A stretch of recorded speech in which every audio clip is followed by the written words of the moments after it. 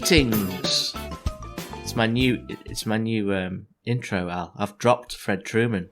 I thought it was Joey from Bread for a minute then. Yeah, that's what I'm doing. I'm doing Joey from Bread. I like Greetings! Welcome to the Sitcom Archive Deep Dive Overdrive, the SADDO podcast, with me, ex-Benedict / Joey Boswell. And me, Alison Barton Simmons. You haven't got a catchphrase, have you? You need one. No, I might just. I'm just going to wait for one to just take over, take me over spiritually, and I'll just come out with it. Just develop naturally. Yeah, Fair I haven't enough. got it yet. So we're getting stuck into the second series of the podcast where we're looking at Fawlty Towers, which ran from 1975 to 1979. Was just over 2 seasons and 12 episodes on the BBC, and I'm enjoying it, aren't you?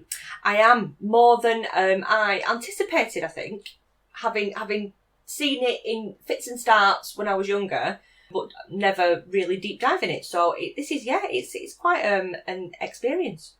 Yeah, I've really enjoyed the one we watched for this episode, which was called The Builders. Yes. I found it really enjoyable and laughed out loud several times. I did too. Even though I've seen it loads of times. Yeah. I still laughed out loud at it. As always, each and every week we will deep dive one of the episodes of Fawlty Towers in sequential order, and you can watch along and listen along with us by either watching the show on BritBox, if you've got the DVDs, or on Dailymotion, where some tinker has uploaded it illegally. Just shush, don't tell the BBC. Unless the BBC want to pay us to do this podcast, in which case, yeah, tell them. That'd be nice. They are on the iPlayer as well at the moment, so you can just... they're on iPlayer, are they? Yeah, you can just head over there and just watch them. They're all on there. VPN, yeah. If you're not in the UK. So yes, you can watch along, and then you can listen to us dissect each and every episode, which we're doing week by week. This week's episode, as I said, is called The Builders. It's a cracking episode, but before we get stuck into it, we've got a little game this week, haven't we? Yes! It's Call My Bluff, which is our way of pretending we've got a new game when it's just the game we did last series, True or False. Yes, it's just true. Yeah, just moving it on. It's just like Would I Lie to You? They just nicked the idea off Call My Bluff and called it something else. It's timeless. It's a timeless game show. What's the word? Format. There we go. Format. Yeah, I've been having a day like that as well. Just can't think of the right word. Can't think of words. So I'm going to present you with 3 statements about the cast of Fawlty Towers, and you'll have to, say whether it's true or false, effectively. Okay. This week it's me doing you, isn't it? And then next week you're going to do 3 for me. I'm going to come up with them. Yeah. Right. Are you ready, Alison Barton Simmons? I am ready. Well, let's have a game of Call My Bluff. Is what I say true or maybe it's duff? It's Fawlty Towers, Call My Bluff, so play along. It's time for Fawlty Towers, Call My Bluff. The burns that Andrew Sachs suffered in the Germans episode was so severe that he actually pursued compensation and got it from the BBC. Oh, I'm going to say that that's false, because that would be... of that time, perhaps a bit of a duff move for an actor wanting to continue working in the BBC. Oh yeah, fair comment. I see what you mean. And perhaps, the answer is that it was true. Oh, but God. Perhaps he didn't pursue it. Perhaps he was just awarded it. So I may have misled you a little bit with my bluff there. Yeah. With my non-bluff. The truth of the matter was that the fire, which was heat-free, but the chemicals that were used to produce the flame, the smoke, caused acid burns to his arms, and he was rushed to Harley Street afterwards. John Cleese was furious with the health and safety people, apparently. Right. I'm sure Andrew Sachs was even more furious. I bet he was, yeah, burned and furious. And the guy at Harley Street told him he would be scarred for life. As it turned out, the scars did fade after about 5 or 6 years. And he was given 750 quid compo by the really? Yeah. Oh, no. Oh, yeah. Bless him. Andrew Sachs. It's hardly Harrison Ford getting crushed in the Millennium Falcon type money, is it? No, that's pocket change. No, I suppose. But yeah. Back then it was probably quite a bit of cash, I suppose. And of course, he was always getting beaten up on the show. But like I said in our first episode of this series, there was also the frying pan incident where the props guy had set up this frying pan and sort of put a foam exterior around it to protect Andrew Sachs, and then Cleves picked up the wrong frying pan and brained him with it. So, God, he was really suffering for his art, wasn't he? Yes, so not a good start. I'll give you another one. Okay. I'm laughing at this one already. After divorcing John Cleese, Connie Booth had a relationship with Anton Rogers, who played Alec Callender in May to December. Why is that funny? Do you remember May to December? Yeah, I do. I quite like that. It was very cosy. Yeah. It was cosy. It was a 7 o'clock one, wasn't it? Yeah. I like the ditzy secretary. Yes. It was such just I think I'm sure, I might be wrong, I'm sure it was on midweek, and it reminds me of learning my spellings for the spelling test the next day at school. Well, not learning them because you were too busy. No, because I was too busy watching May to December. Oh, I'm going to say that's true. That sounds like something that has a possibility to it. You're going to say that's true, even though it sounds like something that I would have made up, really, doesn't it? But that's a really random person to just sort of pluck out the air, though. Anton Rogers. Yeah. So I'm gonna say true. Well, you're correct. It is true. Yes. She had a brief relationship with Anton Rogers and also Playboy Justin de Villeneuve. Oh, who's that? Who's I've just? No idea, I liked his name. Yeah, he sounds like like he's some baddie. He's like a baddie out of a film. I'm picturing him as Vincent Cassel in Ocean's 11. Oh right, Ocean's okay. 12. Yeah, like you say, like a Playboy. Yeah. Smart dressed. Cad. Yeah, we're on to Terry Thomas again. Terry Thomas, yeah. No, so she had relationships with Anton Rogers and this Playboy fella before she met theatre critic John Lahr, who she's been with ever since. Okay. But yes, I thought you would think I'd made that up. You'd think no, you just picked some rando. And that sounds so specific that it had to be true. Because May to December was like what I like to think of as in the brushstroke slot, the 7 p.m. Yes. Pre-EastEnders entertainment. Yeah, nice. Do you remember there was a show called? Was it called? It wasn't. 2.4 Children. No, that was on about then. Earlier than that. There was Home to Roost, which had Rhys Dinsdale in it, which was like a really cosy, and John Thor was in it as well, and that was like a really cosy show. There was another one as well where it was a family, and there was a picture on the wall, like a cross-stitch picture that said "Home Sweet Home," and then it went all wonky. And it was that rings a bell. And there was a family and loads of kids and like loads of toing and froing and coming in and going out of the house. That was also very cosy. I'm sure one of our SADDOs will let us know what that was. Yeah. I might try and Google it afterwards, but that kind of time of the day that it was on. Katie, if you're listening, who's our please number one tell SADDO, us. Yeah, please tell us. She fills us in on all of the things that we miss. So, last one for you. John Cleese. Real name is John Cheese. I'm going to say that that's false. Do you think I was just getting lazy at the end? Yeah. Well, again, it's sort of true. Really? Believe it or not. Well, Cleese's family surname was originally Cheese, but his grandfather changed it upon joining the military to avoid being picked on. Good move. Yeah, so you're kind of right. Oh, so his name is John Cheese. Yeah, his name should be John Cheese if his grandfather. It's weird, isn't it? Like in The Good Life, at least two of those actors didn't have their original names either, did they? Like Penelope Keith and Felicity Kendall. I think either their grandfathers had changed names. And it's like Donald Trump's grandfather did as well. Because they were Drumpf, weren't they? Yes. The Drumpf family. Do you think it was just that era of people that sort of arrive in different countries and trying to sort of distance themselves with the past? I don't know, cheese isn't very controversial though, is it? I think immigrants do it a lot. I've got a friend here who's from Russia and he's just Anglified his name. Yeah. Or New Zealandified his name. Yeah. He's not gone for a Maori name, but you know what I'm saying. He's gone with George, which is a lot easier than to pronounce than his real Russian name. I can't imagine that there would be many John Cheeses like in Equity, so it would have been a memorable sort of name to have as an actor, I suppose. Lends itself to puns as well. It does. If John Cheese was touring now, in this day and age. Imagine the names of his tours that he could come up with. You know, like Joe Lycett. Yeah. I'm about to lose control and I think I lice it. Yeah. And stuff like that. Yeah. John Shee, it lends itself well to an actor, I think. My favourite tour name of a British comedian is Rod Gilbert's tour, The Cat That Looks Like Nicholas Lyndhurst. Is that what his tour was called?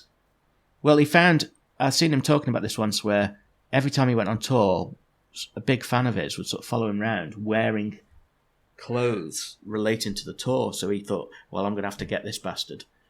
Right. And so he named his tour after something that the guy wouldn't be able to find clothing that matched, or something like that. That's very extreme, isn't it? And yet the guy did manage to find a cat that looked like Nicholas Lyndhurst. Excellent. Photographed it and put it on a T-shirt. Good work. I like that, yeah. So what did you get? Should we say 1.5? Yeah. So you've got 1.5 to beat next week. To be fair, John Cleese's real name isn't John Cheese, so you got 2, didn't you? Oh, okay. You got 2. That's a tough one for me to beat next week, but let's see. Yeah. Well, let's have a game of Call My Bluff. Is what I say true or maybe it's duff? It's Fawlty Towers, Call My Bluff, so play along. It's time for Fawlty Towers, Call My Bluff. Okay, let's get stuck into this one, shall we? Which is Series 1, Episode 2, The Builders. Yay.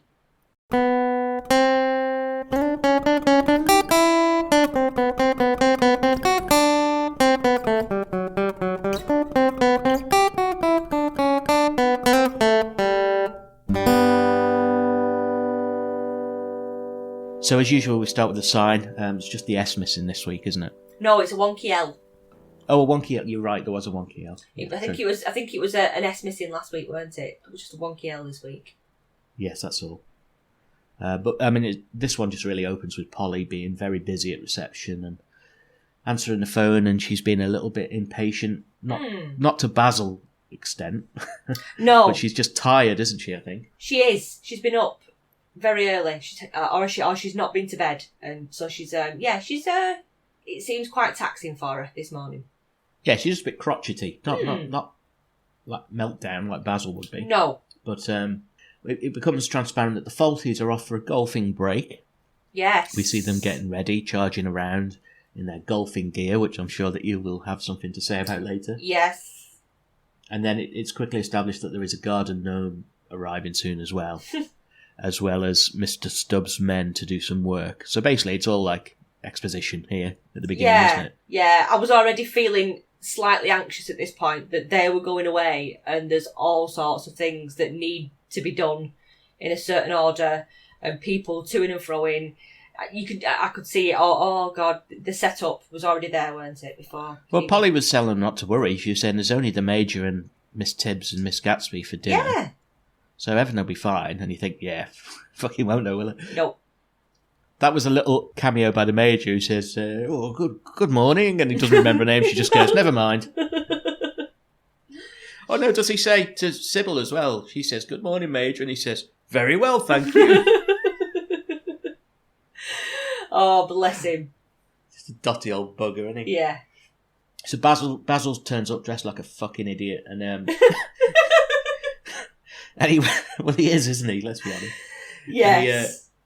He wants to give Manuel a bit of a pep talk and give him some jobs for while he's away, including watching the window. Yes. Because Manuel is saying, talk to me in English, it's good for me, but then he doesn't understand. Doesn't understand it, no. What he's saying. Basil literally picks him up and carries him to the window to show him what he should be doing, doesn't he? I was really impressed by the way that he was scooped up, the way that Manuel gets scooped up, literally. And he looks so tiny and so petite. And the way that he gets carried into the dining room, it was perfect. The timing of it and just the way that it looked, I thought that slapstick sort of joke played off really well. Because Andrew Sachs would have had to have gone stiff as a board, wouldn't he? To be so horizontal. Yeah, in Basil's arm. Just across and off they went, and I loved it. I thought it was fab. It's very well done. I do like their little set. There seems to be a Basil Manuel joke early on. Like last time, it was about the butter. Uno, dos, tres. Yeah, And the sort of physical joke of being just literally picked up and carried out. I loved it. I thought it was fab. We're not doing MVPs, but if we were, Manuel would win it this week. Yes, he would, just for that, yeah. Oh, not just for that. We'll get on to the rest of the things. I think he steals it this week. Yeah. I also liked Manuel saying we have, practicing his English, he says, we have beef, veal and sausages. Sausages. Bangers. And then you get that bizarre but still very funny scene with the little old ladies. I found it a bit creepy. I think I don't like them too. They creep me out. At the moment, I find them quite creepy. Yeah. They're just always there. They're like, they just creep up on Basil all the time. If you were staying at that hotel and you saw them coming, like if you were a resident like the Major, you'd fucking give them the body swerve, wouldn't you? Yeah, absolutely. Or if you were getting a lift in Nelson Mandela House and there they were, innit? Oh, fuck me. Yeah, but it was just a really weird, this scene, but I did like Basil's lines.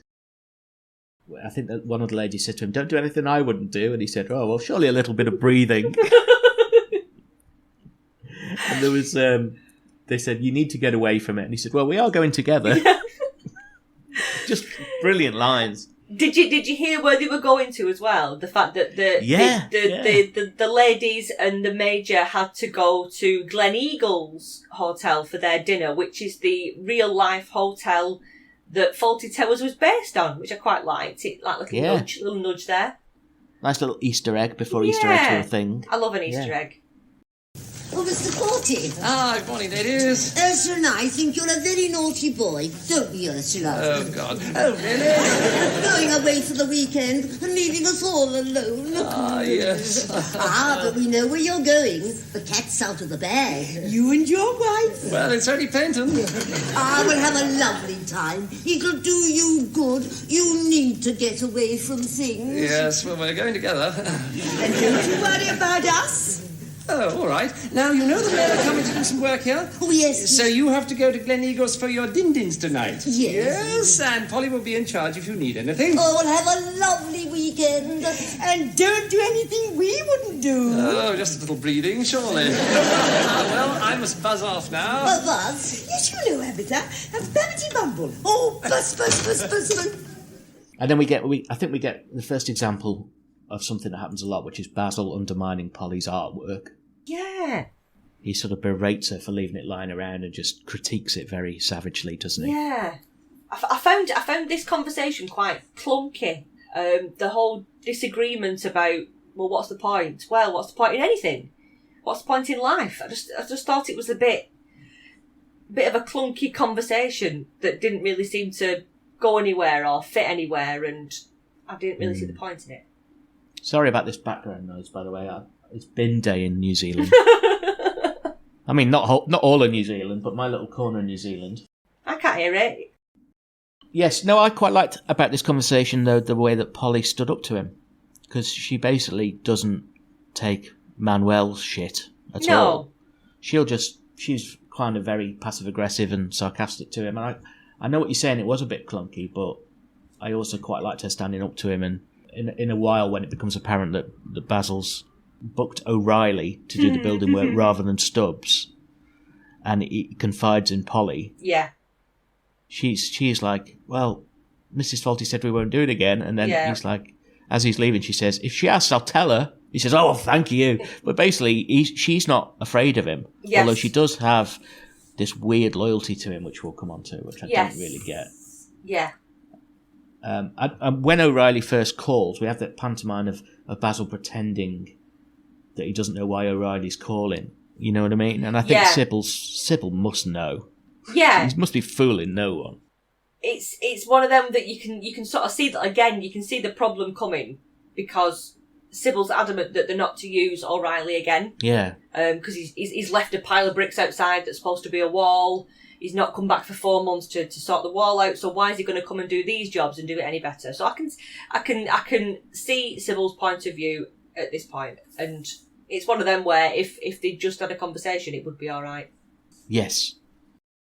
Well, I think what you see in here is the setup for a lot of Fawlty Towers episodes, and something that Fawlty Towers is almost the archetype for, which is that telling of a big lie at the beginning, and then telling lots and lots of little lies to compound the first lie and make the situation worse. And they do this in a lot of episodes, and I think probably Fawlty Towers was the first to do it, to base an entire show around it. I mean, there's a big lie, and then it just gets worse and worse as they try and cover and cover, and until it gets more ridiculous, doesn't it? Towards the end, where you think, "Oh my God, that didn't need to happen if you just talked about it at the beginning." But then, like I've said before, there'd be no point in making it if you weren't going to have these daft things that happen. Yeah, I can think of other sitcoms that do this type of thing as well, because there's lots of them. But I'm not a sitcom scholar like the guys at Sitcom Geeks or Sitcom Clubs. Yeah. The Sitcom Club, and what's the other one I listen to?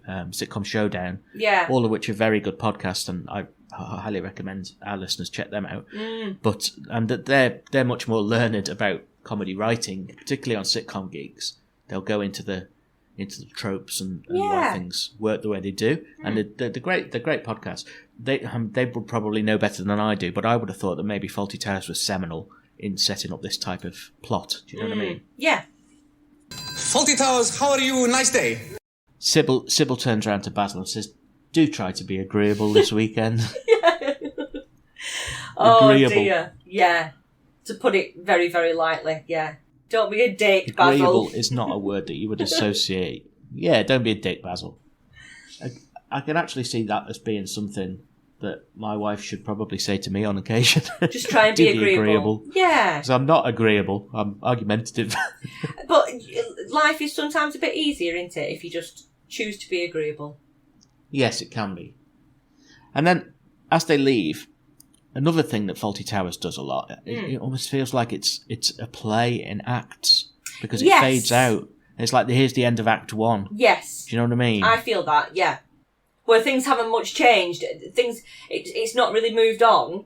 It's almost just like a little bit later. Yeah. You even come back up in the same room. You're in the same room, just a movement in time forward. Yeah, it's like, here's our exposition, and now we're getting into the story in Act 2. Yeah. But when Act 2 does start... It's really weird! Yeah. I mean, it's just bizarre, isn't it? Because it's Polly drawing Manuel... Yes. With his hands in the air in the lobby, right next to a raw-legged lamb. Yeah. She's busy sketching him. Well, why's he got a raw-legged lamb? I don't know. It must be some sort of artistic setup that she's sketching. But Manuel's really enthusiastic about it, which is that's always a plus, isn't it? She's got him in an uncomfortable position, though, hasn't she? She's got him holding this ridiculous position. Yeah. Poor bloke. Oh, I know. Anyway, after a while, she decides she's too tired. She's going to disappear for a kip and get 40 winks. Yes. And she gives Manuel instructions to wake her when Mr. O'Reilly's men arrive. Yes. Which he does understand. He does. I noticed as well that because she spoke at length to him in Spanish, which is not really something that's ever pointed out or doesn't seem to be utilised. Because again, that would perhaps help the situation a lot of the time, because Polly seems to be quite fluent in Spanish. Yeah. And you think, why don't they use her more often to communicate with Manuel? But again, there'd be no story, no funniness. She's fluent in the strange dialect that Manuel's picked up rather than classical Spanish. Yes. Oh. And then, anyway, so she disappears, and then this is why I think Manuel would be the MVP, because this next scene is like a virtuoso one-man show. Well, it's not one-man, because there are comings and goings. Yeah. But Andrew Sachs is brilliant in this little sort of 3 or 4 minutes. He's pretending to run the hotel, isn't he? Answering the phone going, "Manuel Towers, how are you?" I laughed at that line, Manuel Towers. Because he doesn't even use his surname, does he? He's just Manuel Towers. Oh, bless him. And then a man arrives with a gnome, wanting to know where the real boss is so he can give him the gnome. Yes. And Manuel doesn't understand. And he's like, "I am real boss." Because he calls him the Generalissimo, which Manuel, you can see Manuel's face drop when he gets asked, like, where is he? And Manuel just assumes that he means Franco. And he says, he's in Madrid. In Madrid? Apparently, this was shown in the UK. This episode was shown 2 months before the death of Franco, which I thought was quite interesting. And then when the Catalan version of it was aired, 11 years later, when it was dubbed, probably by him himself. I think it was, yeah, when he gives the line about where is the Generalissimo, rather than saying in Madrid, he says dead. So they changed the line to suit the... I think that changes the tone of the... To suit the understanding. Changes the tone of the scene a bit, because it's like, in Madrid, it's quite upbeat, but if he just goes, dead. Dead. Because when Manuel was voiced by Andrew Sachs in the Catalan version, Manuel's character was Mexican. Oh, right. I didn't know that. Because it wouldn't have played well for these jokes to be about Manuel being from Barcelona. Manuel being from Barcelona, of course. Yeah. Okay. Andrew Sachs basically stayed in work for ages doing all these different versions of Manuel. Oh, good on him. I know nothing. Manuel sort of assumes that this man dropping the gnome, which because he wasn't told about the gnome, he was only told about O'Reilly's men. Yes. He assumes that the guy's trying to book a room for the gnome. For the gnome. That's a logical conclusion. But as he won't pay, Manuel just decides the gnome's not going to get a room, and he stashes it behind the reception counter, which you kind of feel like that's coming back later. There's a setup. Hiding gnomes.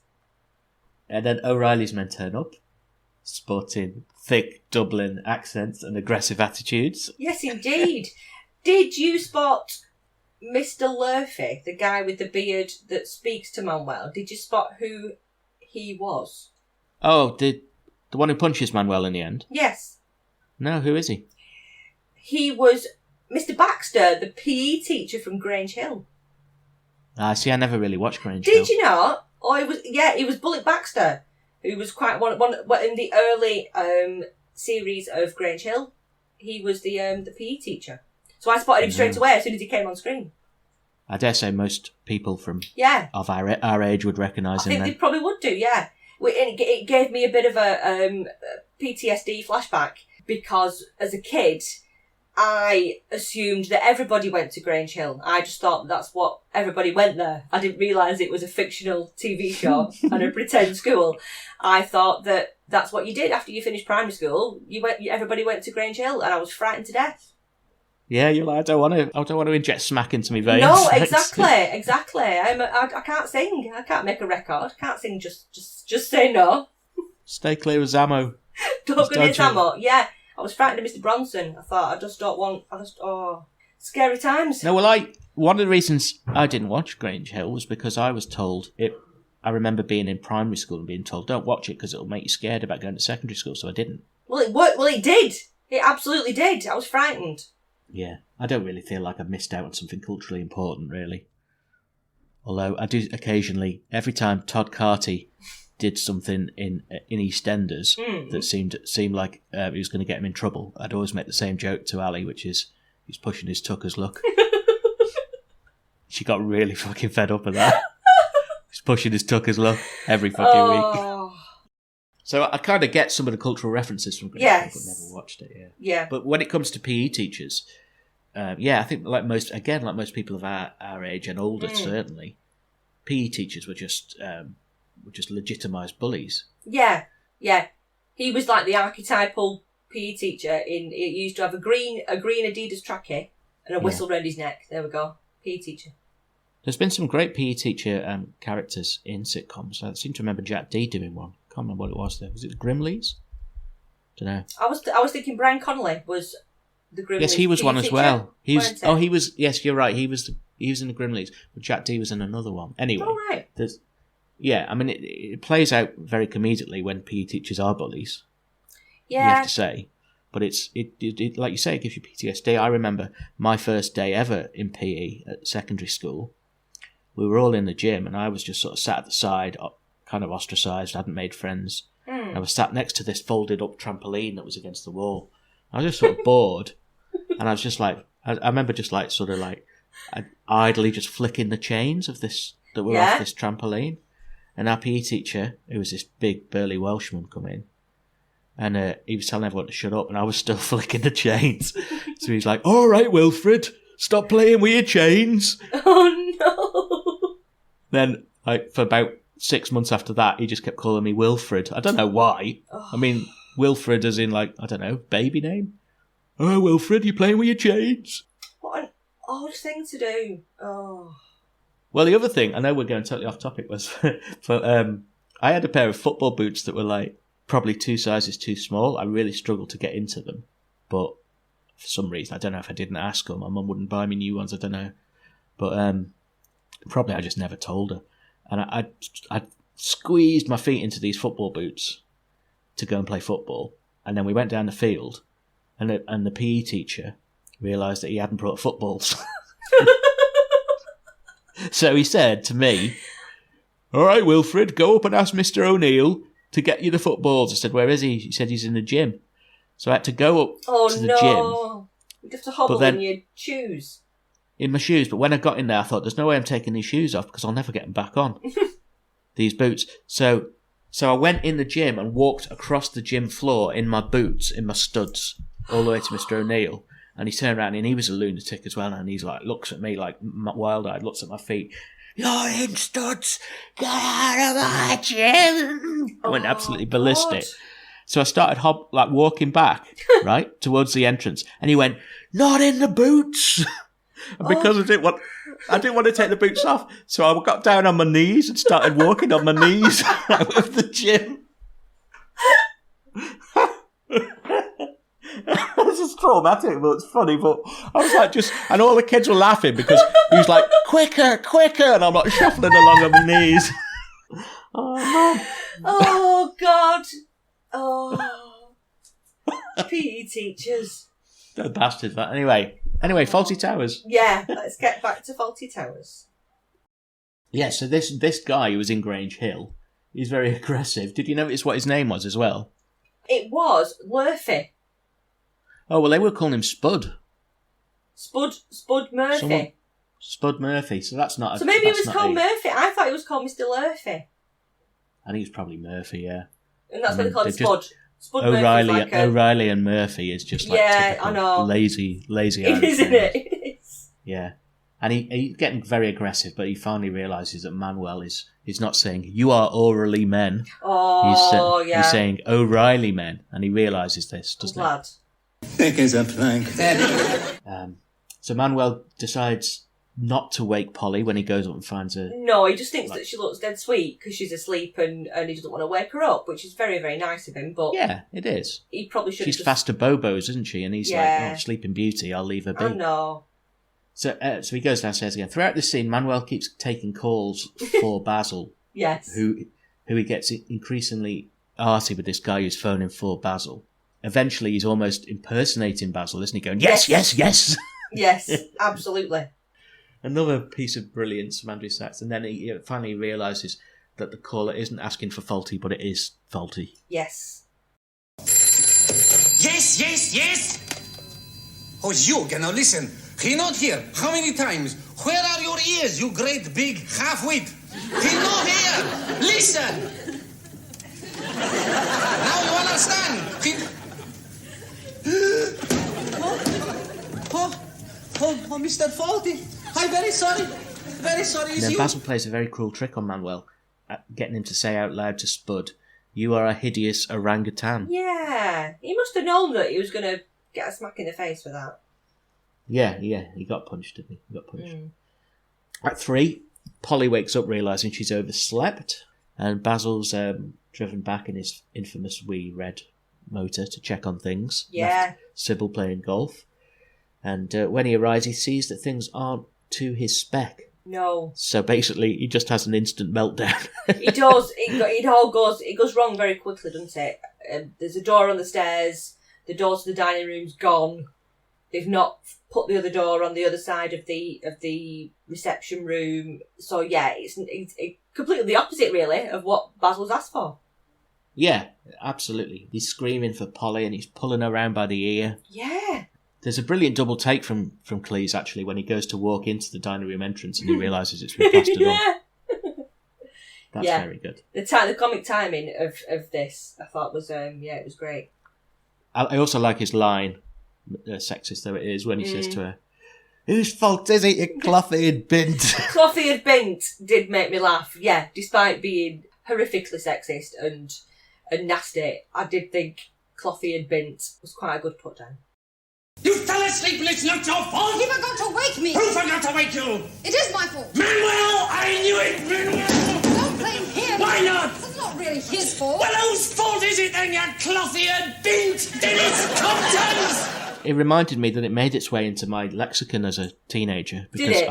I used to say it to my sister and stuff. A Yeah. lot of Fawltyisms did actually. I mean, Did they? you know, like that one where he says in a later episode, he says, "Name Sybil Fawlty, specialist subject of bleeding obvious."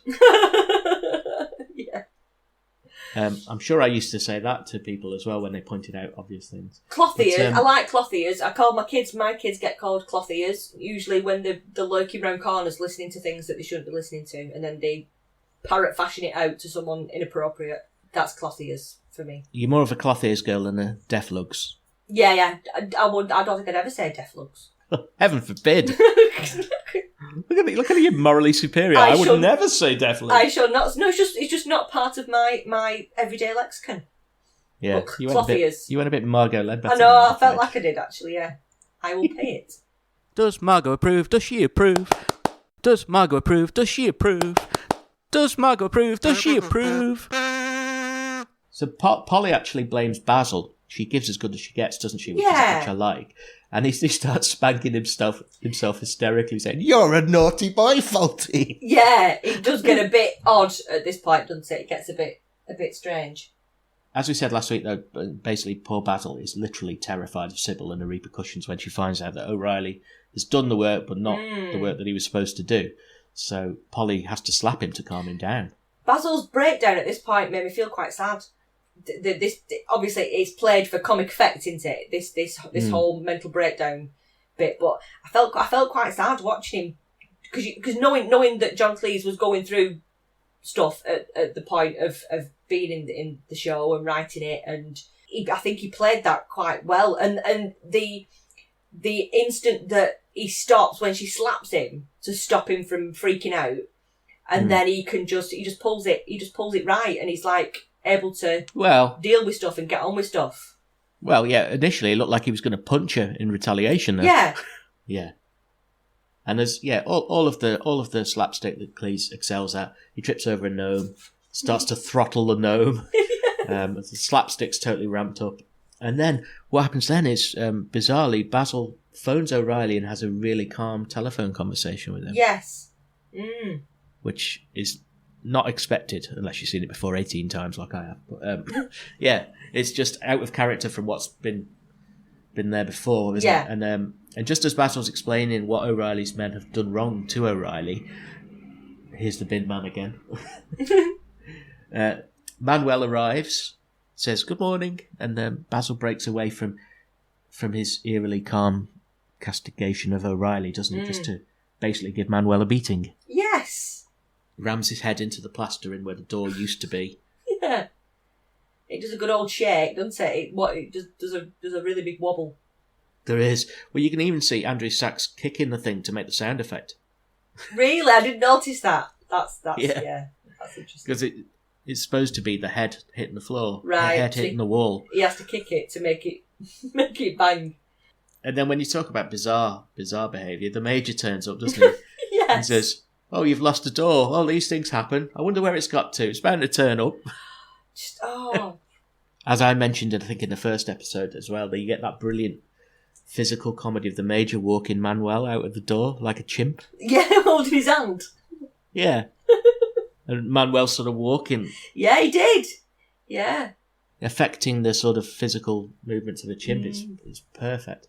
A gin and orange, a lemon squash, and a scotch and water pea. So Basil threatens O'Reilly with inserting the garden gnome into him. Yep. And then we're on to Act 4. So O'Reilly turns up, played by David Kelly, the respected stage and screen actor of 50 plus years. Yep. Died about a decade ago now. Oh. Memorably to me, he was Charlie Bucket's benefit fraud granddad in Charlie and the Chocolate Factory, you know, the Tim Burton version. Indeed, yes. He was. Yeah. I liked the O'Reilly character. I thought he was I quite warm to him, despite being completely incompetent. Yeah, he's quite likeable. I think he is very likeable. Yes. He was quite likeable in Charlie and the Chocolate Factory, actually, as the granddad. even though he's a benefit cheat. Yeah, jumping out of bed. All of a sudden, oh, you've won a ticket. Oh, I'm all right now. Yeah, I'll come with you. I'll come. See Willy Wonka, played by Johnny Depp. Weird, odd. He played Willy Wonka like Dr. Evil. It was bizarre. Anyway, back to Fawlty Towers again. Come on, Ben. O'Reilly turns up, but he's more interested in Polly's tea and biscuits. Yes, he is. He keeps warning Fawlty to stop worrying or he'll have a stroke. Stone dead, you'll be. And he keeps referencing the good Lord, doesn't he? He does. Leads to a brilliant line, doesn't it, when he went from Basil. The trouble with you, Mr. Fawlty, is that you worry too much. You keep it up like this and you'll have a stroke before you're 50. Stone dead you'll be. Suits me. That's a dreadful thing to say. Not at all. Get a bit of peace. Don't be so morbid. The good Lord made the world so that we could all enjoy ourselves. Look, my wife enjoys herself. I worry. Well, let me tell you, if the good Lord meant us to worry, he would have given us things to worry about. He has. My wife. She will be back here in 4 hours and she can kill a man at 10 paces with one blow of her tongue. How am I supposed not to worry? Just remember, Mr. Fawlty, there's always someone worse off than yourself. Is there? Well, I'd like to meet him. I could do with a laugh. You just have to worry for the both of us. I'm telling you, if the good Lord... He's mentioned once more, I shall move you closer to him. Now, please!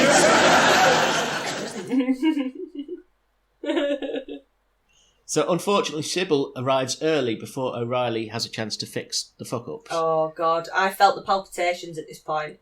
I felt for Basil. Well, this is where we get our first understanding of why he's just so petrified of her, isn't it? I mean, O'Reilly goes and hides, and then Basil blames it all on Stubbs, who he's still pretending came and did the work. Yeah. And Sybil's having none of it. She's like, "Where's O'Reilly, Basil?" Yeah, she knows straight away, doesn't she? Obviously, because his van's outside. But he's like hiding in the bar with a drink. With a drink, yeah, he's sat having a drink. Do you think he's had a gin and lemon, an orange squash, or a glass of water? This is also the first time we see the recurring trope of Basil faking a shrapnel leg injury just to distract characters from something he doesn't want them to do or see. Yes, he pulls it out quite often, doesn't he? Yeah. Bit of jip from the old leg. Yeah. And then, inexplicably, trying to save the day, Polly phones from the other room, putting on a voice, impersonating Mr. Stubbs to try and get Basil out with the shit. Worse. It just gets even worse, doesn't it? But what happened to Polly? I'll tell her. Early on, she's like, I'll tell her if she asks. And now she's covering for Basil. Yeah, and she does, doesn't she? She does that quite often, just steps in and just carries on the bullshit in order to keep Basil out of getting in trouble. I think there's a strange dynamic between the two characters because she seems like she'll do anything for him. Yes. Not in a loved up way, just maybe she pities him. But you can't help wondering, because Sybil rumbles this straight away and goes and catches Polly. I'd like to have seen the effect of that afterwards, the repercussions. The conversation between Polly and Sybil. Yeah. She can't have been happy, can she? Not at all. You'd think, you fell asleep and now you're lying. Just you can't amass. Get out. But then Sybil just goes on the warpath, doesn't she? She does. Attacks Basil. Oh, God, yeah. Well, she smacks his arm and throws things around reception. Stamps on his toes. Yeah, and hitting him with the umbrella. She's got an umbrella and she's battering him with the umbrella. Bashes him with that. She kicks him in the shin. Yeah. And she declares about O'Reilly, who's sort of sauntered in behind her. He does, this point. I know. He just sort of saunters in with his drink, looking pretty relaxed. Oh. And Sybil says he's nothing but a half-witted, thick Irish joke. Hashtag different times, indeed. But O'Reilly just treats it all like a big joke. He seems to think it's funny, and Basil, you can see he's literally fearful for O'Reilly's life. Don't smile. Just don't smile. Yeah. Why are you smiling? Well, he says, doesn't he, paraphrasing, but doesn't he say something like, "To be perfectly honest, Mrs. Fawlty, I love a woman with spirit. I do. I like that bit. It made me warm to him, because I thought he might have botched the job, but he's a genuinely nice person, I suppose. Yeah, maybe. Bit of an idiot. But Sybil turns her anger onto him and batters him with an umbrella, which apparently really hurt. I've seen Yeah. He had to talk about that. He said it really, really hurt. Again, the props guy probably wasn't up to scratch, like with the saucepan and like with the fire. Just a real brolly. And yeah, you can imagine that's like getting caned, isn't it? And then having battered O'Reilly, Sybil sort of clears off to Audrey's. Yes. Invisible character alert. Yes, yep. Not seen her since she had a hysterectomy. I think she does appear in one episode, if I remember rightly. Does she? But we'll find out in due time, of course. But she's largely an invisible character. When Sybil's leaving, Basil says to her, "Have a good day, dear. Don't drive over any mines." Yeah. Oh, dear. And then when she's out of earshot, he just sort of mutters, "Toxic midget." I didn't hear that, does he? Oh, God. Yeah. Oh, heck. But he just doesn't know when he's beaten, does he? Because instead of getting in Stubbs to fix it, Yes. Fawlty doubles down, or triples down, or octuples down, or whatever it is at this stage. Just keeps going. And tells O'Reilly. He tells O'Reilly he's going to do the work, and they'll show Sybil, basically. Yes. Well, I must be punished then, mustn't I? You're a naughty boy! The next scene is when they're still in the reception area, aren't they? And Manuel is at the door. Basil comes in looking all smart, and the doors are everything's fixed. Everything looks like it everything's should miraculously do. back as it should be. Yeah, everything's as it should be. And they put music on. I think it's from the music. the Swan. I think it's from Swan Lake, and they all go and hide. And obviously Sybil's back. Sybil's about to sort of come in, and I think Basil's hoping that she'll come in and go, "Wow, all is forgiven," because you've got it all sorted. I don't know if it's about forgiveness so much as showing her. Do you know what I mean? Do you think? Like I think he wants to embarrass her. Okay. There is some malice in it. Yeah. Make her look stupid because he's managed to sort it as he said he would do. Yeah, because he's probably angry that she doesn't ever trust him and undermines him and all that. So I think there's an element of that, but the Tchaikovsky playing is a nice touch. I mean, I like it. Yeah, it's cute. But when Stubbs arrives to talk to Sybil, he's clearly embarrassed because you can see there doesn't seem to be any issue, and Basil's just sort of inanely whistling like Tom Good. Yeah. He's just sort of floating about, looking really smug, going about his business, isn't he? Yeah. Yeah, and on the face of it, Stubbs is quite impressed with what's been done and the sort of level of work that's been completed. However, it's then revealed that to put these doors in, they've knocked down a supporting wall and the hotel could just drop down into a pile of bricks at any moment. Yeah, the structural integrity's been damaged. I'm not handy in any way, so when they started going on about lentils, and I thought a lentil was food. A lintel, it's lintel. Yeah, the thing that holds the walls and the walls above up. Right. So yeah, there is panic if it's not done properly because everything could just collapse. But it's all like industry speak, isn't it? RSJ and girders and shit. Yeah. So I just sort of tuned out. All I need to know is that O'Reilly's fucked it up. He has, in a big way. Which he has, yeah. So then, basically, this is the final scene, isn't it? As Sybil chases Basil out of the hotel. He's already halfway down the path, carrying the gnome. You know where that's going. Yeah. I'm off to see Mr. O'Reilly, and then possibly moving to Canada. Yes. That's it. Nice ending. I thought, I like the neat bow of the gnome being used. Oh, I bet you do. Yeah, a nice neat bow at the end. Yeah, that's your O'Reilly bag completely. It is. It is. All's well that ends well.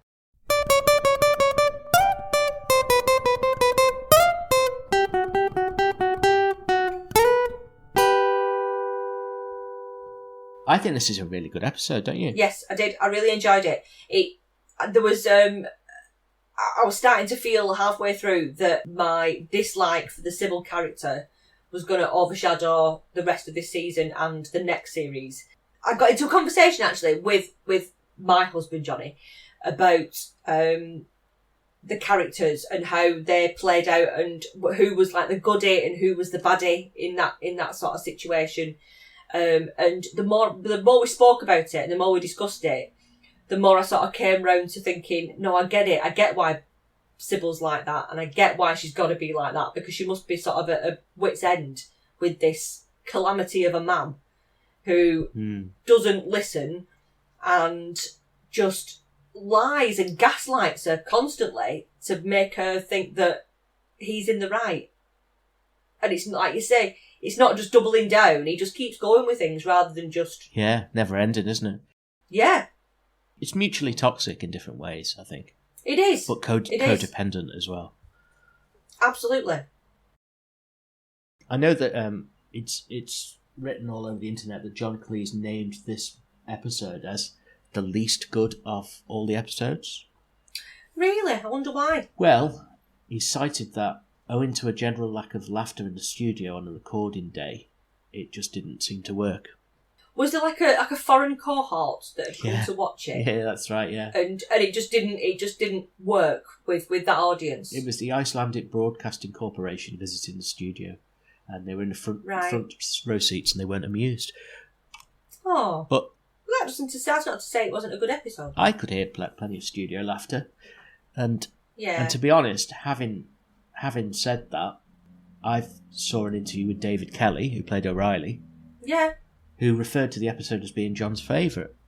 Oh, really? So maybe he was just disappointed that the audience didn't sort of maybe roll around with laughter as he anticipated. I don't think that Cleese is particularly consistent when talking about the show over the years, and he's done. Okay. He's talked about it a lot. Obviously, I think he's one of these people who often contradicts himself, to be honest. But I thought it was a belter, I have to say. Yes, me too. There's a lot of violence in it. Are we going to keep a violence tab? Because there was a hell of a lot of violence. There was Basil on Manuel. There was, Spud on Manuel. Sybil on Basil. Sybil on O'Reilly. Yeah. Yeah, it was. It was quite a heavy weapon. Lots of weapons being used, not just sort of like fists. Shall we... did you manage to pick out a piece of bric-a-brac? I did. This week I have chosen for my bric-a-brac the telephone directory Rolodex, which I think my grandparents, who were, they epitomised the 1970s. Their house was sort of like a museum to the 1970s when I was a kid. And they had one of these, and it was like a telephone directory for all your friends and neighbours' numbers. But on the front, it had the rotary bit of a rotary telephone on the front. Yeah. It didn't really work, but you could put your finger in the air. What? You could put your finger in the air. Whatever floats your boat. I mean, I'm not here to judge. God. You could put your finger in the corresponding letter for the name of the person, and then you flicked it round, and then the lid popped up, and then the numbers were all there, and it was like in a little rectangular shaped, like a fancy address book, but you don't see them anymore. I've only ever seen them in the sort of 70s and 80s. Well, I suppose a dial phone like that has got no reference point to anyone these days, has it? No. And nobody has. Do people have address books anymore? I don't it's think all in their phones, isn't keep them, really. Yeah. It is. Or in the cloud. Don't need to put your finger in the air anymore. No. It's just non-essential. It's almost like, did they call it a Rolodex? No, is that something different? That's something in businesses. A Rolodex is a very similar thing where you had all the numbers on like a cylinder and they flipped around. I think Rolodex was like Hoover. I think it's the company name of something. You could have like different variations of generic things like it, but Rolodex I think was the card, the spinny round card thing. Ah, okay. Not the official title of it though. Well, we probably should have exchanged notes beforehand because that was my pick too. Was it really? Yeah. What did you call it though? Did you call it a Rolodex? I'd written down or did you call it something the else? Rolodex thingy that Manuel messes about with. Is it? Really? Yeah. But I don't need it. Obviously, isn't a Rolodex. I could always just go with a gnome because the gnomes were very in vogue in the 70s and 80s. Yes. I mean, it was a massive gnome. And Yeah. you used to get... Most towns of any size probably knew a house, as kids would know a house where there was a shitload of gnomes, and probably go and rearrange them and put them in positions where they were shagging each other and stuff like that. Yeah, absolutely. Yeah. So that was of its time, I guess. I'll default to using the gnome as my bric-a-brac. Okay.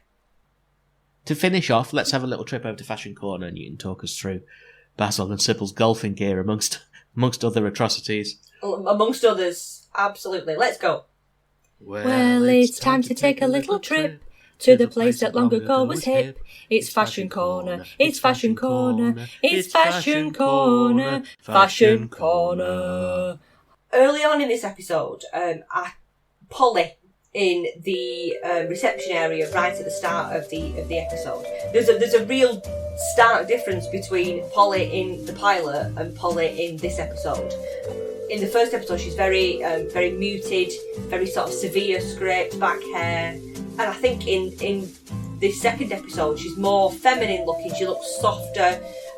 She's got like an Air Force blue blouse and skirt, the blouse with a big collar, but she looks, her hair's all blown out, and she's got like a pin tucked pencil skirt. So very much of the era, but the colour seems to really go with like her look and complexion. I think that Air Force blue colour looks really lovely on her. Sybil, early on before they go away on the golf holiday, she's got a blue, what I can only sort of think is pleather, like that vinyl cheap bomber jacket, like fake leather like Mr. jacket Johnson look. from last week. It is, and it's like it's got a striped collar and cuffs. I think they call them, it's like a cross between like a varsity jacket and a Harrington jacket, I thought. But I don't think that would look out of place now. I think you could wear something like that. In fact, I got conned recently. It wasn't Lord Melbury, was it? No, I didn't give him my coins Good. to go and get valued. But I did buy online a jacket that looked very much like the one that Sybil had on, and it had like a patch on the back, and it was lovely, and it was far too cheap. What I paid for it really should have indicated to me that this was, it was too good to be true. And the jacket that I bought didn't turn up, but a misshapen black child's coat turned up in the post, and it wasn't what I'd ordered at all. But that's just a bit of a segue. So yeah, Sybil's bomber jacket, definitely worth a mention. Basil's sport jacket that he turned back up in at the hotel, and it's like a cut and shut again. We've got a cut and shut piece of clothing. It's like bottle green at the top with like tweed at the bottom, and it doesn't really seem to make sense. It's like it's been two jackets that have been stitched together to create a new weird looking jacket. And it's very odd. And he's got a hat on, and then he leaves and puts another hat over the top. Sybil's golf gear. She's got like a yellow buttoned up polo shirt, I suppose, probably quite golf suitable, and a matching lemon yellow like baker boy hat, which reminded me of Felicity Kendall's hat in The Good Life. So this like bright blue jacket with this lemon yellow top and hat, very stark colours, very bold looking colours. But I think she gets away with it. I think Sybil does get away with looking sort of so, not flamboyant, but just quite a bold look. So yeah, there was plenty to talk about in the fashion corner this week.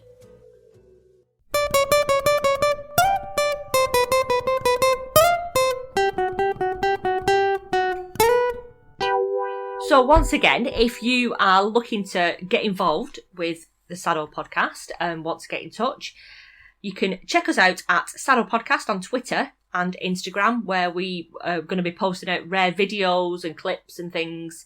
On Facebook, you can find us by searching for SADDO Podcast. You can subscribe to our newsletter by visiting our website, saddo.club, where you can get more information about us, read the blog post that we put out, or listen to the episodes if you don't do podcast apps.